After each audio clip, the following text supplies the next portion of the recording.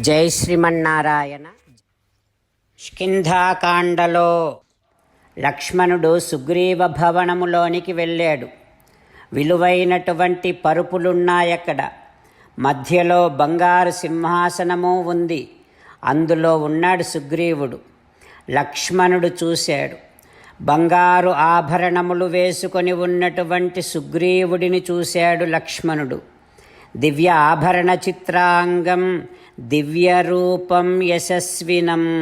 దివ్యమైనటువంటి ఆభరణములో ప్రకాశిస్తూ ఉన్నాడు సుగ్రీవుడు. అట్లాంటి సుగ్రీవుడిని చూశాడు లక్ష్మణుడు. దివ్య మాల్యాంబరధరం, దివ్యమైనటువంటి మాలలు వస్త్రాలు ధరించి ఉన్నాడు. అట్లాంటి సుగ్రీవుడిని లక్ష్మణుడు చూస్తూ ఉన్నాడు. సంరబ్ధతర రక్తాక్షో బభూవ అంతక సన్నిభః. ఆ సుగ్రీవుడిని బంగారు సింహాసనములో ఆ రకమైనటువంటి వైభవముతో, ఆ రకమైనటువంటి ఆభరణములతో చూసేసరికి లక్ష్మణుడు కోపముతో ఉడికిపోతూ ఉన్నాడు. లక్ష్మణుడి కళ్ళు ఎర్రబడ్డాయి. యమునిలాగా భయంకరంగా ఉన్నాడు లక్ష్మణుడు. అప్పుడు చూశాడు సుగ్రీవుడు లక్ష్మణుణ్ణి. ఒక్కసారిగా భయపడ్డాడు. రాముడేమో కష్టాల్లో ఉన్నాడు. ఆ రాముడి కష్టాలను తలుచుకుంటూ ఉన్నాడు లక్ష్మణుడు. ఆ రాముడి కష్టాలను తలుచుకుంటూ ఉంటే లక్ష్మణుడి దుఃఖమేమో పొంగుతోంది. ఇక్కడ సుగ్రీవుడిని చూస్తేనేమో కోపం వస్తోంది. అట్లాంటి లక్ష్మణుణ్ణి చూసి సుగ్రీవుడు భయపడి ఒక్కసారిగా బంగారు సింహాసనము నుండి దిగి లక్ష్మణుడి ముందు నిలబడిపోయాడు. చుట్టూ ఉన్న స్త్రీలందరూ లేచారు. బాగా మత్తులో ఉన్న సుగ్రీవుడి కళ్ళు ఎర్రగా ఉన్నాయి. అప్పుడు సుగ్రీవుడు లక్ష్మణుడి ఎదురుగా నిలబడి దోసిలి జోడించి వంగి నిలబడి ఉన్నాడు. ఒక కల్పవృక్షములాగా వంగిపోయి ఉన్నాడు సుగ్రీవుడు లక్ష్మణుడి ఎదురుగా.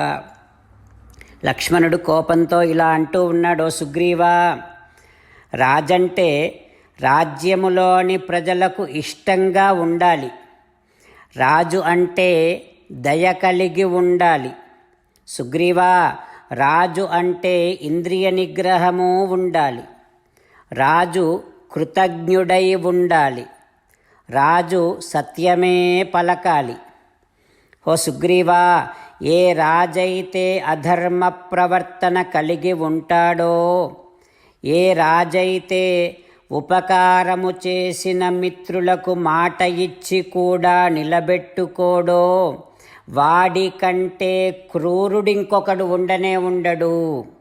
సుగ్రీవా, ఒక గుర్రపు విషయములో అబద్ధమాడితే శతం అశ్వ ఆనృతే హంతి, 100 గుర్రాలను చంపిన పాపం తగులుతుంది. ఒక గోవు విషయములో అబద్ధమాడితే 1000 గోవులను వధించిన పాపం తగులుతుంది. ఇక ఒక మిత్రుడి విషయములో మాట తప్పితే, అబద్ధమాడితే ఆత్మానం హంతి స్వజనం హంతి, ఆత్మహత్య చేసుకున్నంత పాపం తగులుతుంది. అంతేకాకుండా సొంత వారిని అందరినీ చంపిన పాపం కూడా తగులుతుంది అంటూ లక్ష్మణుడు సుగ్రీవుడితో మాట్లాడుతూ ఉన్నాడు. లక్ష్మణుడు సుగ్రీవునితో అంటూ ఉన్నాడు, సుగ్రీవా, ఉపకారము పొంది మళ్ళీ ప్రత్యుపకారము చేయనటువంటి వాడిని కృతఘ్నుడు అని అంటారు. కృతఘ్నః సర్వభూతానాం సవధ్యః. కృతఘ్నుణ్ణి లోకములో ఎవ్వరైనా చంపవచ్చట. అంత ఘోరమైనటువంటి వాడు కృతఘ్నుడంటే. రామచంద్రులను మనసారా ధ్యానము చేస్తూ పరమదయాలువు పరమశివుడు చెప్పిన పరమపావన రామనామాన్ని చెబుతూ మనము రామనామ గానము చేస్తూ ఉంటే అదిగో సీతారామచంద్రులు, పార్వతీ పరమేశ్వరులు, ఆంజనేయ స్వామి, సకల దేవతలు, పితృదేవతలు, మహర్షులు, ఆచార్యులు, భాగవతోత్తములు అందరూ మనని చూసి ఆనందముతో అనుగ్రహిస్తున్నటువంటి దృశ్యాన్ని భావన చేస్తూ నోరారా రామనామగానము చేద్దాం.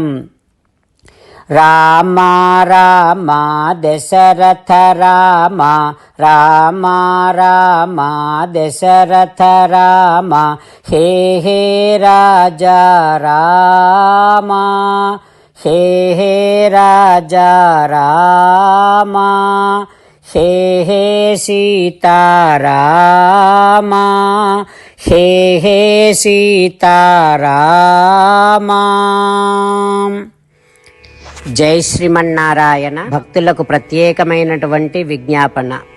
మీకు అన్ని విషయాలలో వెంటనే మంచి ఫలితాలు రావాలి అనంటే ప్రతిరోజు 1 నిమిషం వెచ్చించి నారాయణాస్త్రాన్ని చదవండి. ఇక మీకు తిరిగే ఉండదు. నారాయణాస్త్రాన్ని పొందడానికి మీరేం చేయాలంటే నారాయణాస్త్రం అనే వెబ్సైట్కి వెళ్ళి మీ పేరు, మీ ఈమెయిల్ ఇస్తే మీ ఈమెయిల్కి నారాయణాస్త్రం PDF వస్తుంది. అందులో ఒక రామాయణ శ్లోకం, ఒక గీతా శ్లోకం, ఒక విష్ణునామం ఉంటాయి. ఆ 3 కలిపి నారాయణాస్త్రం అంటాం. ప్రతి ఒక్కరికి వేరువేరు శ్లోకాలను ఇస్తున్నాం. ఆ రకంగా ఎవరి శ్లోకాన్ని వారు ప్రతిరోజు తప్పనిసరిగా చదవటం వలన ప్రతిరోజు ప్రతి 24,000 భక్తులతో ఒకసారి సంపూర్ణ రామాయణ పారాయణ, 33 సార్లు శ్రీమద్ భగవద్గీత పారాయణ, 24 సార్లు శ్రీ విష్ణు సహస్రనామ స్తోత్ర పారాయణ జరుగుతుంది. ప్రతి ఒక్కరికి అంతటి విశేష ఫలితము ప్రతిరోజు లభిస్తుంది.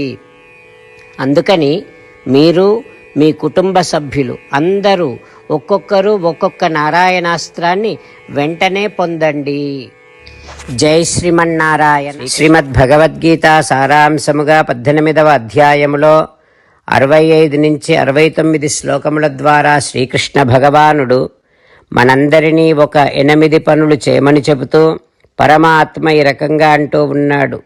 ఎవరెవరైతే నేను చెప్పిన ఈ 8 పనులు చేస్తారో వారందరూ నాకు చాలా ఇష్టమైన వారవుతారు.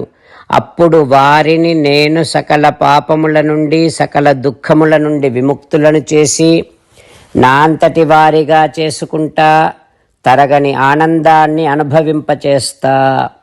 నిజమే చెబుతున్నా, ప్రమాణము చేసి చెబుతున్నా అంటూ సాక్షాత్తుగా దేవదేవుడైన శ్రీమన్నారాయణుడైన శ్రీకృష్ణ భగవానుడే మనను ఈ 8 పనులు చేయమని చెబుతూ ఉన్నాడు కనుక, హో శ్రీమన్నారాయణ, కరిష్యే వచనం తవ, తప్పకుండా చేస్తా, నువ్వు చెప్పినట్టే చేస్తా అంటూ మనం ప్రతిరోజు దేవదేవుడైన శ్రీమన్నారాయణుడికి ఈ రకంగా మాట ఇద్దాం.